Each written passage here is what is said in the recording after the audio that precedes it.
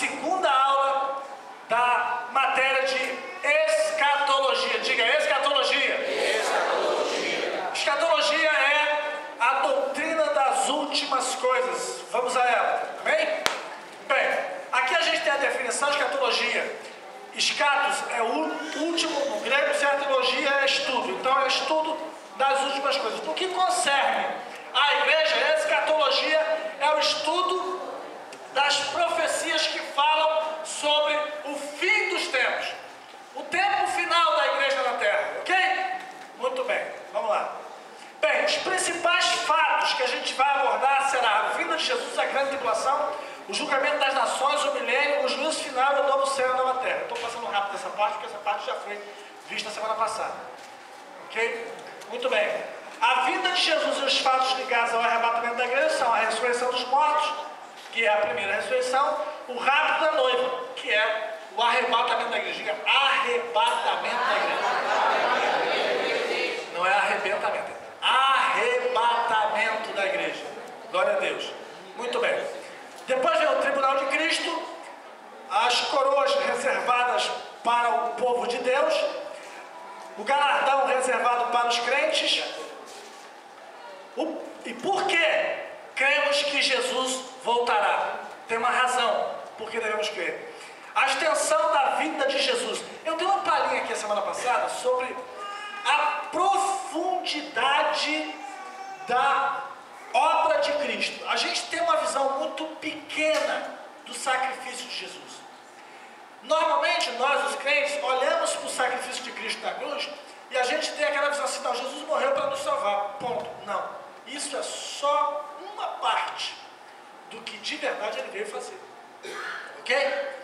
Na verdade, diga, na verdade, o que Jesus veio fazer foi cumprir uma parte importante no plano da redenção. A salvação, ela é apenas um ponto dentro do plano da salvação.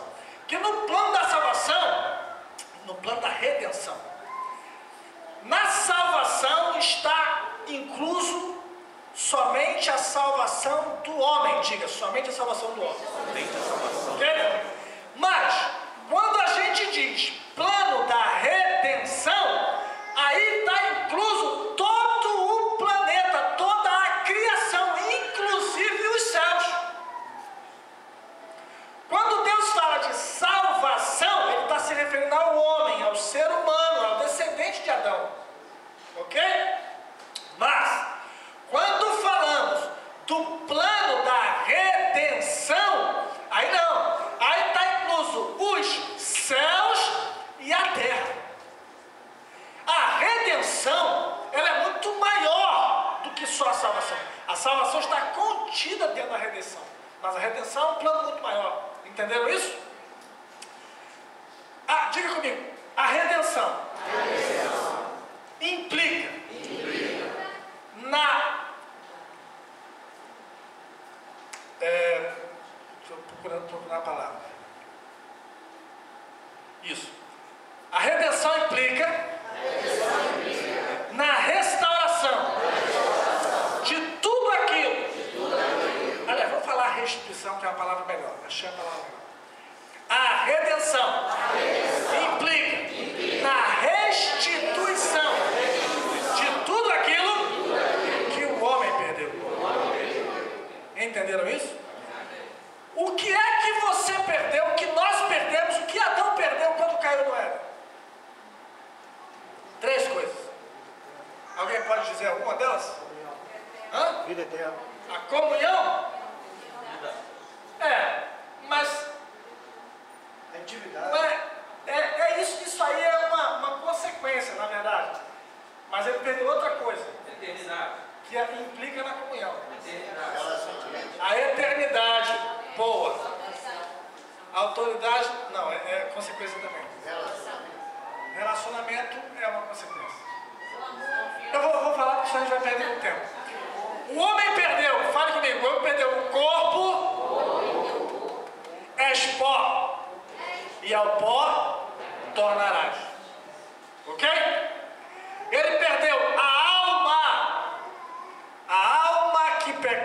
passa a morrerá, porque o salário do pecado é a morte, e essa morte é eterna. O corpo e a alma. E o terceiro, que a gente nunca conta, ele perdeu a terra, o planeta. Quando Deus fez o mundo, quando ele terminou, ele entregou para Adão. Adão, toma, é tua, domina sobre ela. Ela passou a ser de Adão. Salmo 115 diz: os céus são os céus do, mas a terra deu ele aos filhos dos homens. Então, esse planeta aqui, a gente fala assim, não, isso aqui está na mão de Deus. Não está não, querido, de jeito nenhum. Ele entregou na mão de Adão. E o sem vergonha pecou, e porque pecou se tornou escravo do pecado. E como ele é escravo do pecado, o diabo, que é o senhor do pecado, se assenhoreou dos bens do escravo. Escravo não tem propriedade. Tudo que é dele, na verdade, é do dono dele. Não é assim? Muito bem. Então, como Adão vendeu a sua primogenitura para o diabo se tornou senhor e ele escravo.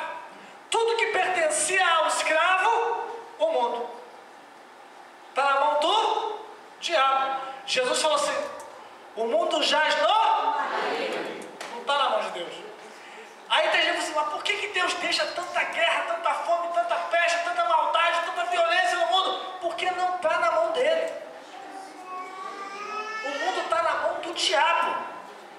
Ele entregou na mão do homem, o homem perdeu para o diabo. Agora, o plano da redenção é trazer a restituição. Trazer a propriedade do grande e glorioso planeta Terra de volta à mão do filho de Adão. Entendeu? Mas isso é para a gente ver lá na frente. Estou antecipando as coisas. Pode não. Vamos lá. Bem, o caráter da revelação. Quanto à igreja, Jesus virá como o noivo. Ok? A igreja é a noiva. Quanto a Israel, ele virá como o Messias. E quanto aos gentios, ele virá como o juiz. Eu falei aqui na aula passada. No Antigo Testamento haviam 2 povos na terra. Para Deus só haviam 2 povos, que eram Judeus e gentios. De novo. Judeus e gentios. 2 povos eram os Judeus e gentios. Isso aí. Quem era o judeu? Filho de Abraão, segundo a carne. E os gentios? Todas as demais nações. Ok? Com o advento da morte e ressurreição de Cristo, formou-se um terceiro povo. Qual é? A igreja. A igreja é um povo tirado dentre os povos. Tem judeu que é a igreja. Tem gentil que é a igreja. Nosso caso, por exemplo. Ok? Muito bem. Então, ó, mas ainda continua existindo concomitantemente tanto gentil como judeu quanto a igreja. Ok? Então, quando Jesus vier, o caráter da sua vinda, ele é um para cada um desses 3 povos. Para a igreja, ele vem como o noivo, porque ela é a noiva. Para Israel, ele vem como o Messias prometido. E para os gentios, ele vem como o juiz. Para eles não há misericórdia. Esse é o tempo da salvação. Esse é o dia aceitável. Se tem alguém do seu lado, diga assim: aproveita agora. Aproveita agora. Bem, a segunda vinda de Cristo, ela vem em 2 fases. Muito bem. É o rapto, que é para a igreja. E a revelação, que é a segunda vinda para o mundo todo. Claro que elas não acontecem simultaneamente. Não combina. Eu falei isso aqui semana passada. De um lado, Jesus vem e ninguém vê. Só quem vê é a igreja. E ele não toca aqui. Por outro lado, quando ele vier, ele vem como um relâmpago que aparece do Oriente até o Ocidente. Todo olho o verá. Então essas 2 fases não se combinam, elas são distintas. Na primeira fase,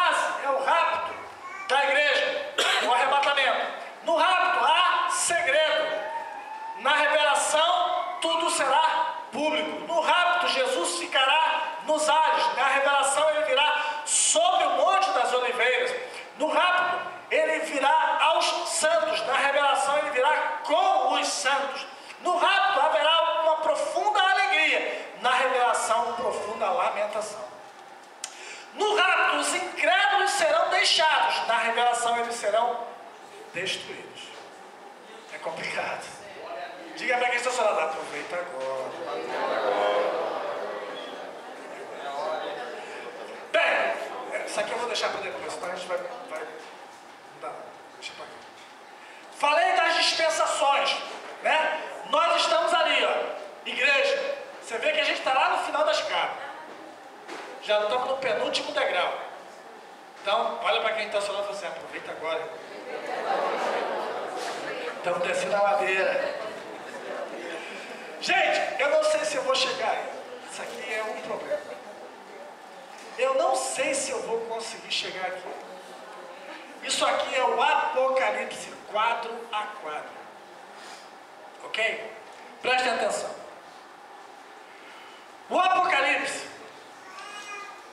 para começar, é um livro que todo mundo o tem como enigmático.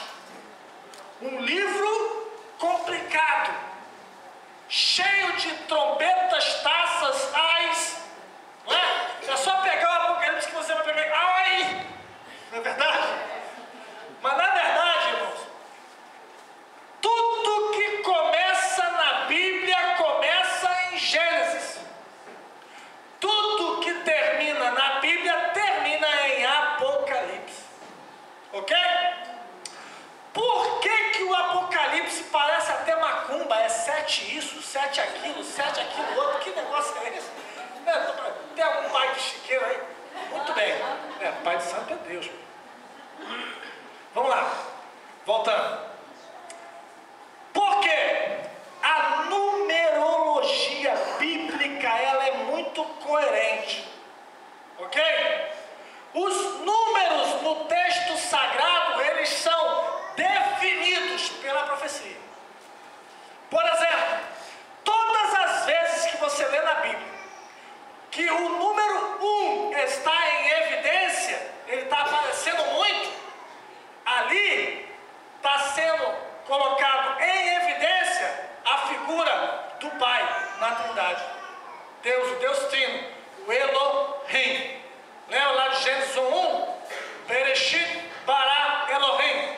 Elohim é o nome de Deus como Criador. Sempre que o número 1 está em evidência, é o Criador que está em evidência. Entenderam isso? O número 2. O número 2 na Bíblia é sempre um número divisível. Sempre que o número 2 está em evidência, é alguma coisa que é divisível. Haverá 2 no campo. Um será levado, o outro será deixado. Eu não tenho tempo para falar os detalhes, senão a gente vai perder. E onde eu quero chegar está lá na frente. Número 3. Sempre que o número 3 está em evidência, é a Trindade que está em evidência. Ok? Pai, o Filho e o Espírito Santo. Número 4. Sempre que o número 4 está em evidência na Bíblia, está se falando desse planeta aqui. É a Terra. Os 4 cantos da Terra. Os 4 anjos que foram, entenderam? É a Terra. A evidência sobre o planeta. Ok? Número 5. Eu não vou falar tudo, senão eu vou perder muito tempo. Mas vamos lá. Termina aí, pastor. Vamos pular um pouquinho. Número 6 é o número do homem, vocês já sabem disso. Por isso que o número do anticristo é 6, que é a Trindade. 5. Eu estou tentando lembrar. Ah, tá. Boa. O computador falhou. Não. Pensando, ajuda. Estou tentando aqui, tudo bem. Vamos lá. Depois a gente pega, vai dar um boot, aí volta. O 7.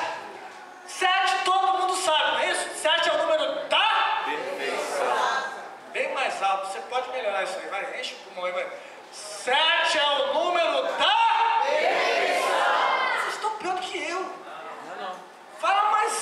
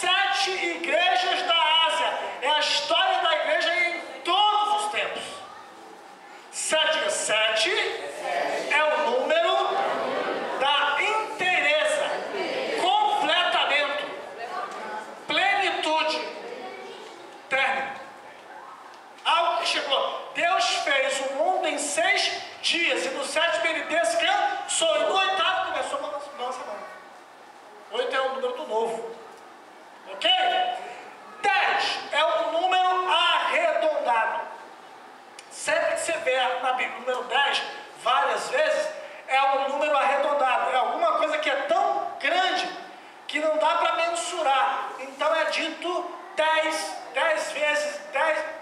O número dos exércitos de Deus, dos carros de Deus, são 10 milhares de 10 milhares. Um número arredondado. Entenderam isso? Eram 10 virgens. Ok? Muito bem.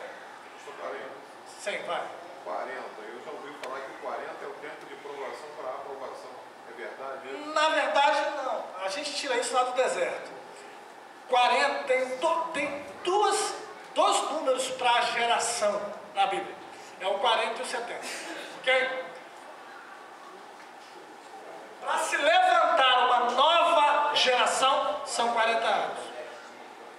Para se terminar uma geração, são 70. A nossa, Salmo 90 diz assim, nossa vida vai até os 70 anos. Quem é muito forte, chega até os 80, mas a maior parte disso é canseiro e enfado. Então 70 anos é o tempo da duração da vida, normalmente. Ok? Agora, para se levantar uma nova geração, para haver uma renovação, são 40 anos. Olha só, Israel saiu do Egito com 603 mil homens que arrancavam da espada com 20 anos para cima. Ok? Passam-se 40 anos no deserto. Quando chega no final do livro de Números, Deus matou todo mundo no deserto. O último a morrer foi Moisés. E aí Deus manda contar o povo. Aí eles contam. Quantos tem lá que arrancam da espada? 603 mil homens. É fantástico, não pode ler. Só muda os detalhes, a diferença é pequena. Mas a quantidade em milhares é a mesma, é exata. 603 mil homens que arrancavam da espada de 20 anos para cima. Tremendo. Então em 40 anos se renovou toda uma geração. Ok? Mas a nossa aula não é sobre isso, a gente tem que avançar. Sim, deixa eu dar uma palhinha aqui só. Eu não sei se eu vou chegar nisso aqui, mas só para vocês terem uma noção. O Apocalipse ele não é um livro corrido. Não. Na verdade, a gente pode dividir o Apocalipse como está aqui, em 7 quadros. No primeiro quadro, o capítulo 1, você vai encontrar, nesse capítulo 1, Cristo se apresentando, são as qualificações dele. Ele está se apresentando. Ele vai se apresentar como? Ajuda aí, vai.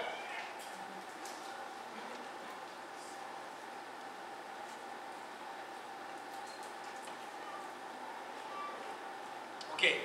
Ele vai se apresentar como profeta, sacerdote, rei e juiz. São as 4 funções que havia no Antigo Testamento. No Antigo Testamento, as pessoas eram ungidas ou como sacerdote, ou como juiz, ou como profeta, ou como rei. Eram as 4 funções. Só teve um homem que teve 3 funções, que é Samuel. Samuel foi profeta, foi juiz e foi sacerdote. Só não foi rei, senão ele teria as 4. Ele seria o Messias. Entenderam isso? Foi claro? Agora Jesus ele detém as 4 funções. Ok? Davi foi profeta, foi rei. Ele julgou Israel, mas ele nunca foi sacerdote. Entenderam isso? Muito bem. No segundo quadro, a gente tem o capítulo 2 e 3, que são a carta às 7 igrejas da Ásia.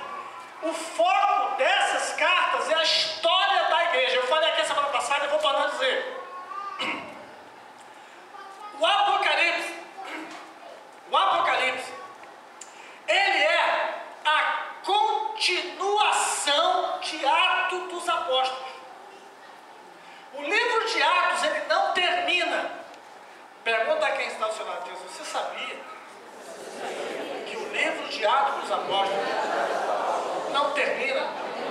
Não tem fecho, não tem conclusão. Nas epístolas, todas,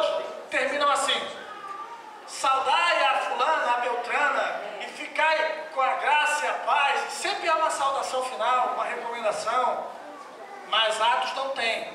Atos para de ser escrito. Atos dos Apóstolos, ele simplesmente é uma parada abrupta e não continua. Aí pergunta assim, você sabe por que Atos não termina? Porque Atos é o registro da história da igreja. Quem está escrevendo os detalhes dessa história somos nós. Você está entendendo isso? Atos para. O Apocalipse começa no capítulo 2 falando da carta à igreja de Éfeso. É a igreja do tempo dos apóstolos. Mas essas cartas são genéricas, elas falam somente das características da igreja naquele período. O período de Éfeso vai do ano da ascensão de Cristo, ali do ano 33 até o ano 100, a morte do apóstolo João. A carta à igreja de Esmirna vai do ano 100 até o ano 313, quando Constantino se torna imperador e tem aquela visão e declara que agora ele é crente também. Foi o primeiro falso crente da história, né? Deixa eu falar. Muito bem, tem um monte de Constantino hoje em dia.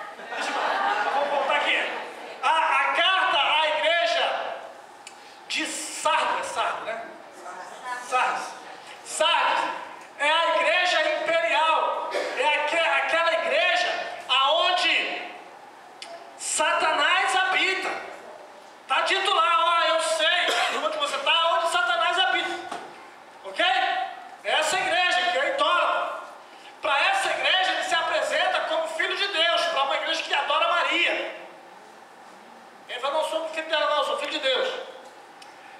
Depois vem a igreja de Tiatira, a igreja chafurdada na idolatria, a igreja que está vendendo perdão, a igreja que está fazendo acordo com o mundo, a igreja onde, se na igreja de Sardes Satanás habitava, na igreja de Tiatira é onde está, onde eles conhecem as profundezas de Satanás, eles se aprofundaram na doutrina do diabo. E aí adoram Maria, adoram um monte de estátua, acende vela, cultua morto, faz um monte de coisa. E o sacerdote é celibatário, quando Deus nunca mandou fazer isso. Moisés nunca houve um sacerdote com maior intimidade com Deus que Moisés. É dito pelo próprio Deus. Tem algum sacerdote para que eu fale com vocês? Falando com Miriam e Arão, irmãos dele. Com Moisés não precisa. Com ele eu falo cara a cara e face a face. Mas esse homem deu um conselho para Deus. No dia que Deus falou assim, Moisés, Deus estava com gosto de sangue na boca, estava escorrendo pelo canto da boca assim. Ele virou para Moisés, o povo se corrompeu lá embaixo. Deixa que eu mate ele, eu vou fazer de você, Moisés, uma grande nação. Deus fala isso para alguns líderes de hoje. Diga misericórdia. Glória a Deus. Aí, Moisés devolve. Gente, eu estou falando de um camarada de barro, igual a gente. Falando para o Todo-Poderoso. Senhor, o que as nações vão dizer de ti?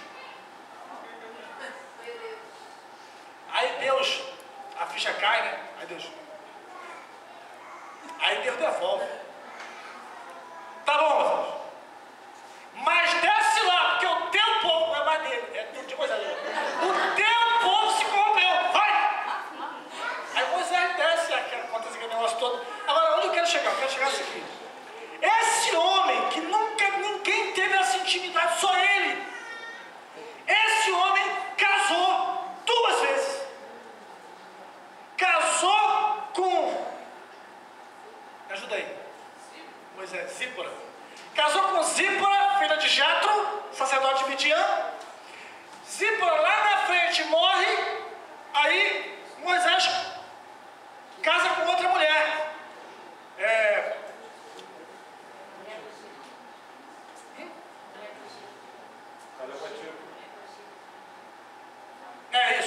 Ketura. Casa com Ketura.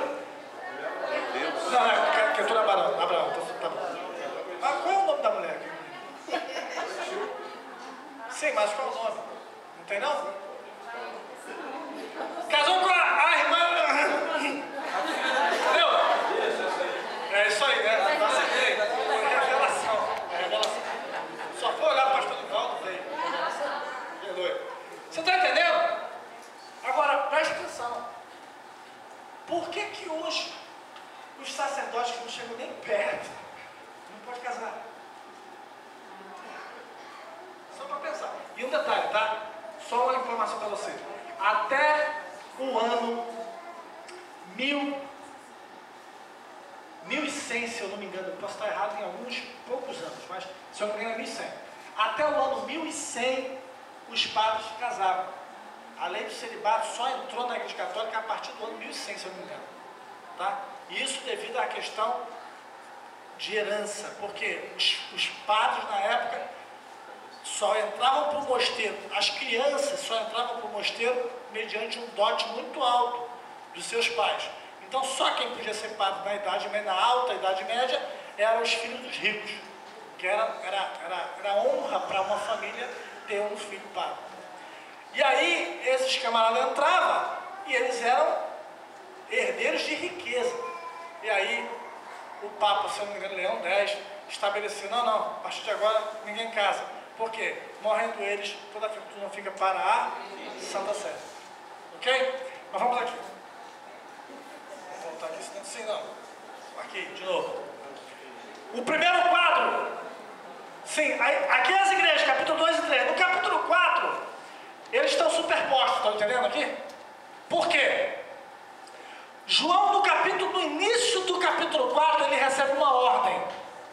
Até aqui, João está na ilha de Pátimos, no plano terreno. Ok? Entenderam isso? Quando chega no capítulo 4, é dito para ele assim, ó, e vi uma janela aberta no céu, e um dos anciões disse para mim, um dos seres viventes, né? Sobe para aqui. Ele sobe. Ele saiu do Kairos, do nosso tempo, e do Cronos. Obrigado. Ele saiu do Cronos, que é o nosso tempo, e entrou no Kairos, o tempo de Deus. Agora dá para fazer. Nós temos de quatro. Isso. Semana passada eu fiquei devendo isso para vocês. O nosso tempo é passado, presente, futuro. Ok? Isso são as dimensões do nosso tempo. É o Cronos. Agora, o tempo de Deus é o que era, o que é e o que há de vir. Todo o nosso passado, presente e futuro cabe dentro do é de Deus. Por isso, Deus vê o tempo inteiro o que você é, o que você foi e o que você ainda vai ser. Entenderam isso? Muito bem. Ele sai do plano terreno e entra no celestial. Olha para aquela câmera ali. O Apocalipse até o capítulo 3, João está vendo as coisas de baixo, aqui na terra. No capítulo 4 ele sobe, ele vai para o céu. Ele vê o trono, ele vê os 4 seres viventes, ele vê os 24 anciões, ele vê o céu. Ele está no Kairos. É como se você tivesse uma câmera agora filmando lá em cima. Ele vai ver o Apocalipse acontecer no céu. Ele vai ver a causa, as ordens que saem do trono, os anjos tocando as trombetas, entendeu? As coisas saindo do trono. Isso vai durar até o capítulo 11. No capítulo 12, ele desce de novo para a terra. Ele vai ver tudo de novo. É como se ele voltasse no tempo outra vez. Só que agora ele vai ver o efeito. Tudo que aconteceu ele vendo lá, a causa, agora ele vai ver o que aquilo produziu de efeito aqui. Ele vai ver tudo outra vez. Do capítulo 12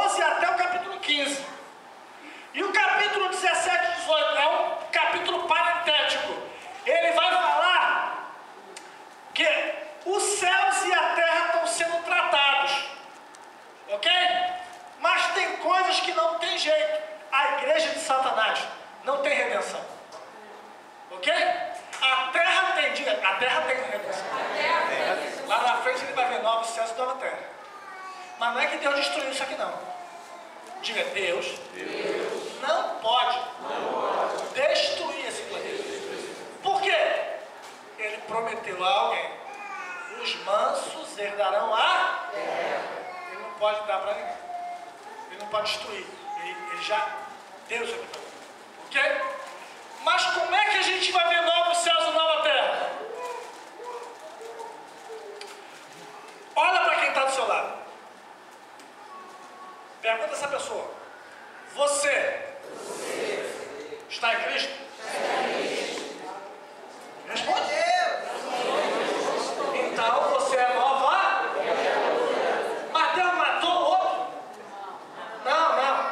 Ele transformou através da ação do Espírito Santo. É o que ele vai fazer com essa terra aqui. Só que no ser humano, o agente da transformação é o Espírito Santo.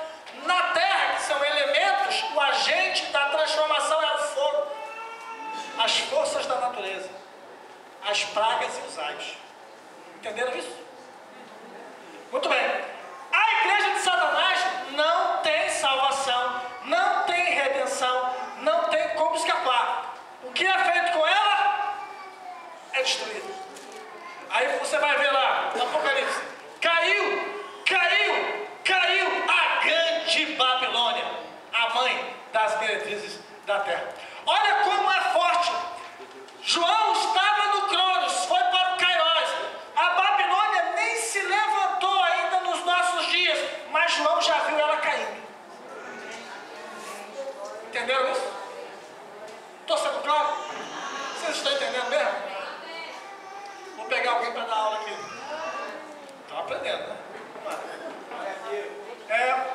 E aí o capítulo 19 já sai desse plano inicial. A redenção está completa. Entra a fase do reino. Ok? Obrigado.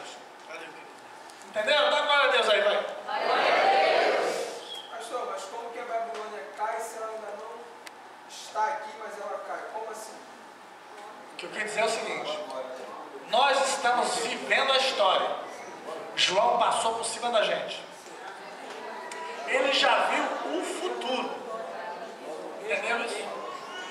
João, ele passou por aqui, ó. Ele viu esse nosso tempo. Ele viu o que vem depois de nós.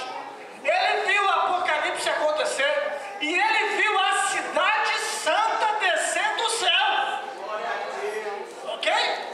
Depois que ele viu tudo isso, volta agora. Vai lá pro teu tempo. Vive aí o resto de vida e morre. Diga, só Deus pode fazer de verdade de volta para o futuro. Aleluia. Bom, isso aqui é só uma palhinha. Tem muito mais coisa aqui, mas eu não posso entrar não. É só porque se eu não conseguir chegar aí, você já tem uma noção do que é, certo? Amém. Agora sim, diga para quem seu nome. Agora.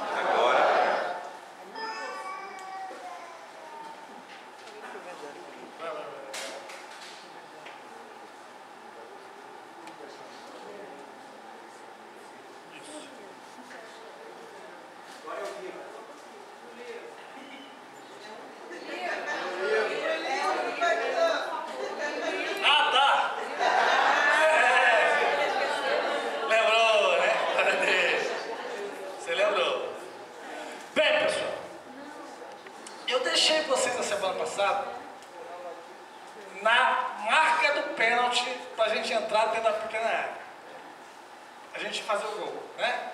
Eu falei sobre o livro. Só que vocês têm que entender uma coisa: a gente tem uma ordem, ok? É claro, a gente estava fazendo o que eu falei para vocês. Eu estou dando uma panorâmica, não foi o que eu falei? Eu estou dando uma panorâmica para vocês. Semana que vem, que é hoje, a gente começa ponto por ponto e aí vai construindo essa escada. Eu dei uma visão para vocês do vale. A gente subiu na montanha e deu uma olhada assim, ó. Tá vendo onde é que a gente vai chegar? O que eu fiz com vocês foi isso aqui. Vamos botar o negócio desse aqui, vai. Olha, vem aqui. Não sei se está funcionando.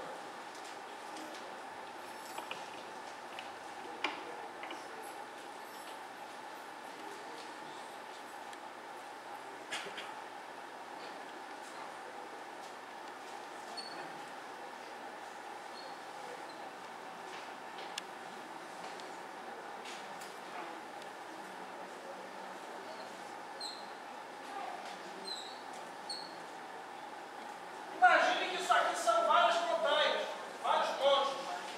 Ok? Quem entra aqui vai ver os montes em volta. Vai ter a ideia da dimensão entre eles. Entenderam isso? Está me ouvindo bem aí atrás? Tá joia? Então não vou usar mais esse negócio. Não. Tá bom assim?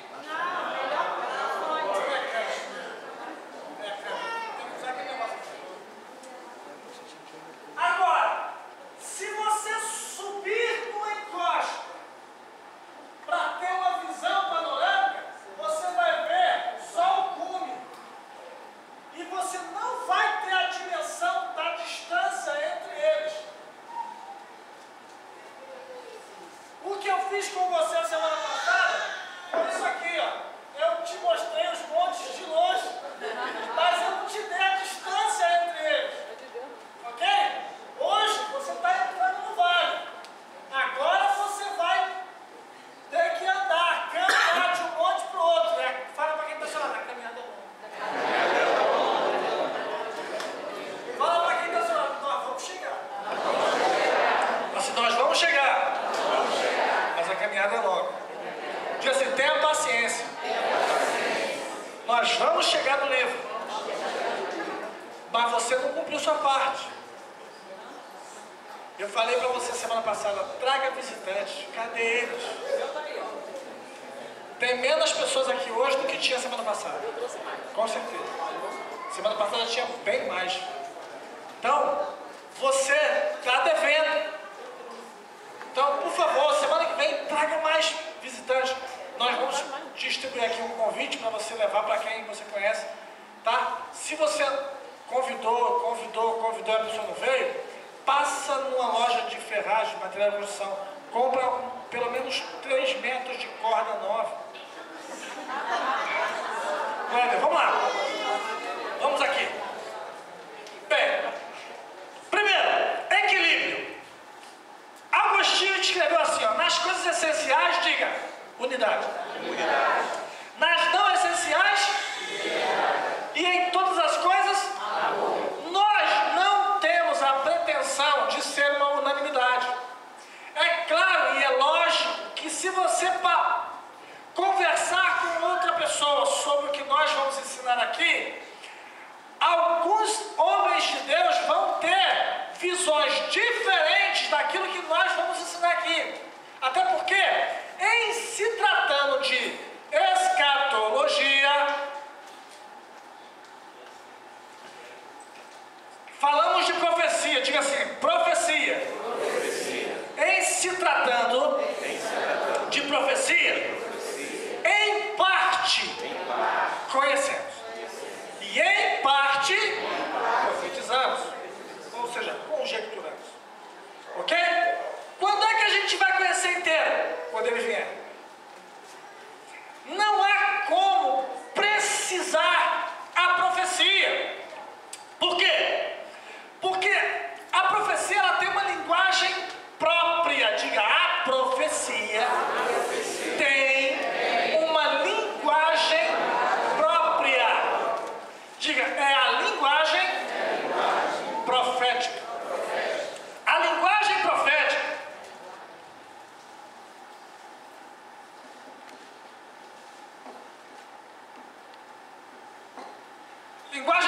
ela se divide em literal e figurada. A linguagem literal, ela é como diz aqui, literal, só que é complexa. Depois eu explico por quê. A figurada é mais simples, ok? Por quê? Ela se divide em tipos e símbolos, ok? A literal ela é mais complexa do que a figurada. Apesar de, na linguagem figurada, nós vamos tratar com tipos e símbolos. Aqui, na linguagem figurada, vamos tratar com tipo. O que é um tipo? O tipo é um personagem ou alguma circunstância, algum elemento que serve como exemplo daquilo que está por vir. Por exemplo, sim, mas o tipo tem algumas regras. Qual é a regra? O tipo só serve como exemplo naquela qualidade que a própria Bíblia disser. O que é isso? Adão é um tipo de Cristo. Entenderam isso? Em que ele é um tipo de Cristo? Adão pecou. Não, nisso ele não serve como tipo. Em que ele é tipo de Cristo? Assim como de Adão descendem todos os homens segundo a carne, de Cristo descendem todos os homens segundo o Espírito. Entenderam? José é um tipo de Cristo. Mas ele casou com Safenate. Não, mas não é nisso que ele é um tipo de Cristo. Ele é um tipo de Cristo porque, assim como José foi vendido pelos seus irmãos, Cristo também foi vendido por um de seus irmãos, Judas. Ok? O que mais? Por exemplo, Rebeca, noiva de Isaac, filho de Abraão. Abraão, nessa história, é o tipo de Deus, o Pai. Isaac é o tipo de Cristo. Rebeca é o tipo da igreja. E Eliezer, que vai a Padarã buscar Rebeca, é o tipo do Espírito Santo. O Pai enviou o Espírito Santo para preparar uma noiva para seu filho. Entenderam isso? Quando o Espírito Santo nos encontra, somos a noiva de Cristo. O que ele faz conosco? Ele nos prepara para o encontro com o noivo. Como? Falando do noivo. A palavra. Ele é assim. Pai da eternidade, príncipe da paz, Deus conosco. Ele é maravilhoso, conselheiro, Deus forte. Vem falando das qualidades dele. E nos dá presentes. Não é isso? Eliezer, quando encontrou Rebeca, ele dá a ela 9 camelos cheios de ouro. O Espírito Santo, quando encontra a gente, ele faz o quê? Nos dá os 9 dons do Espírito Santo. É os presentes da parte de Deus. Mas se eu ficar falando isso aqui, vai até amanhã. Aí a gente acaba não dando aula. Complicado. Entenderam a questão do tipo? Ok? Agora tem os símbolos. O que é um símbolo? Símbolo, ele é pré-determinado.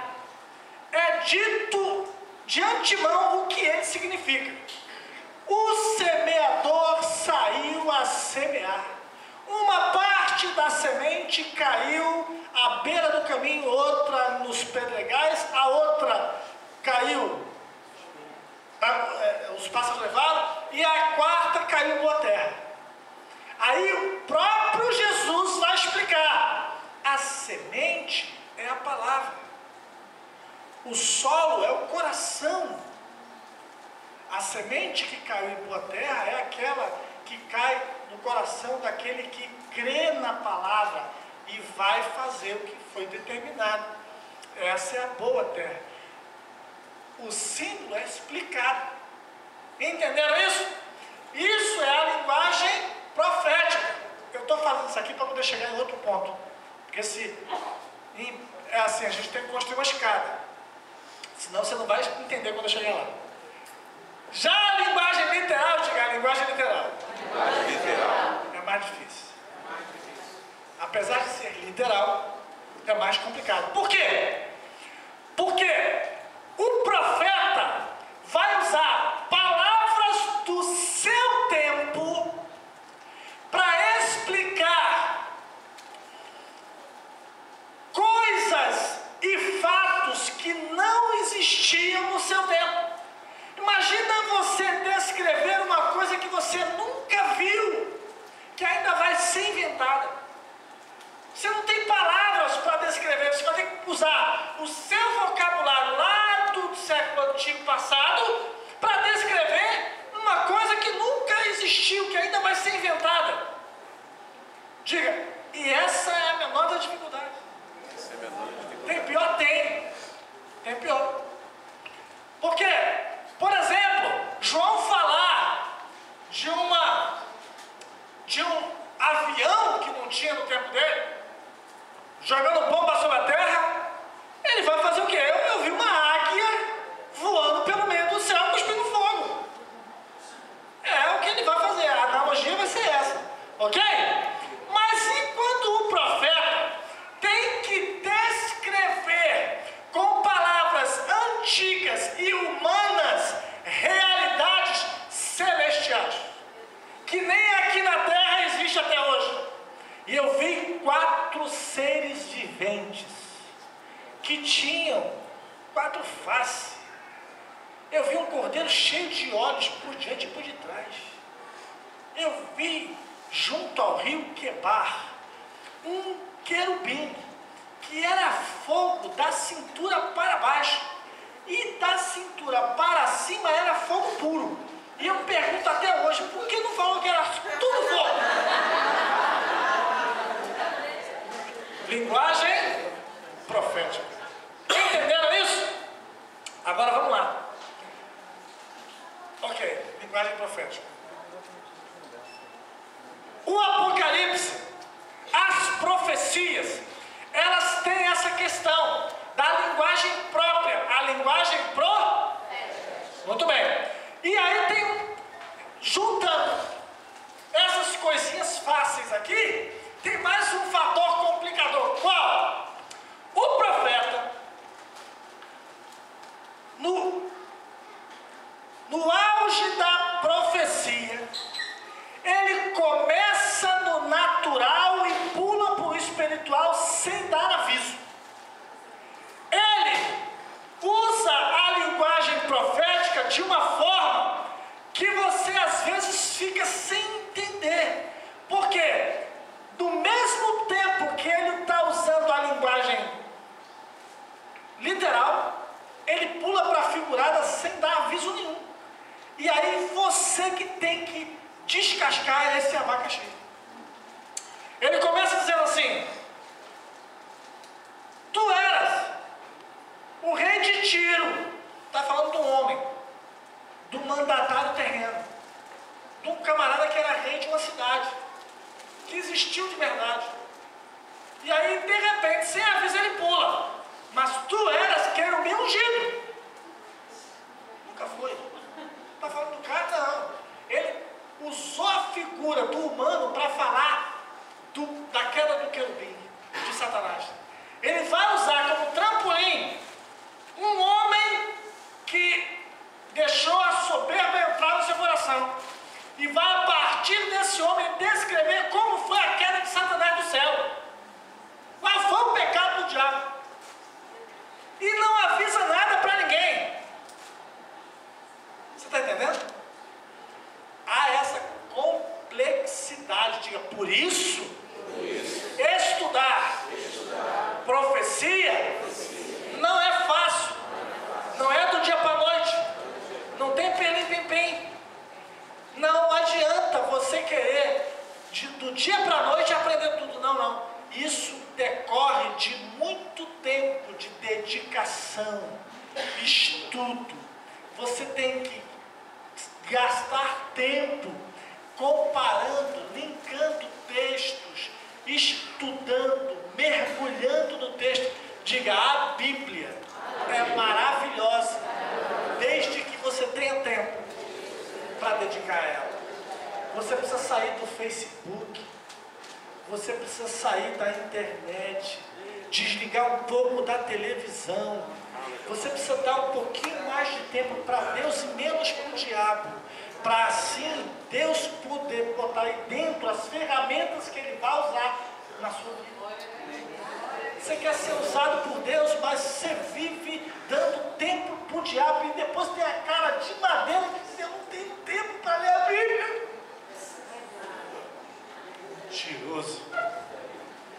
Fala para quem está ao seu lado assim: Deus está falando contigo?